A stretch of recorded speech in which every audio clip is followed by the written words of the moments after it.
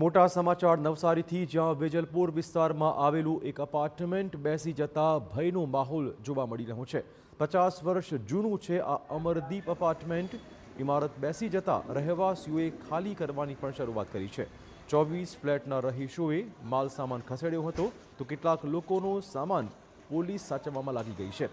Corporation દ્વારા રહીશો માટે જમવાની વ્યવસ્થા કરવામાં આવી છે। કોઈ હોનારત ન બને તે માટે વિસ્તારને કોર્ડન કરાયો હતો।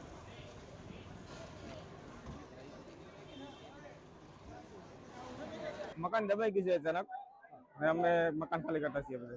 ક્યારે બનાવ બન્યો? આજે સવારમાં કેટલા વાગે બન્યો?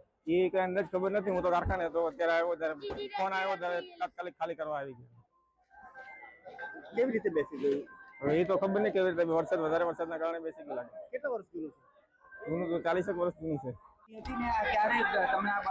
બીજી બાજુ સ્ટેન્ડિંગ કમિટી ચેરમેનનું કહેવું છે કે જો બિલ્ડિંગનો રિપોર્ટ જર્જરિત તરીકે આવશે તો બિલ્ડિંગ ઉતારી લેવાની પ્રક્રિયા પણ તાત્કાલિક શરૂ કરવી પડશે।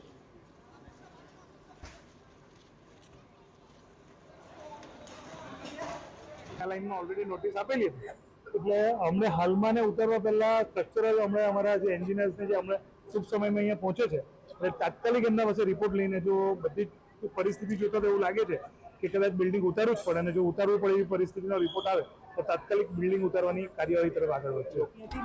તો ફાયર વિભાગે પણ અપાર્ટમેન્ટમાં સુરક્ષા વિશેનો મોરચો સંભાળ્યો છે। અનિચ્છનીય બનાવ ન બને તે માટે બિલ્ડિંગ ખાલી કરાવી લેવાયું છે।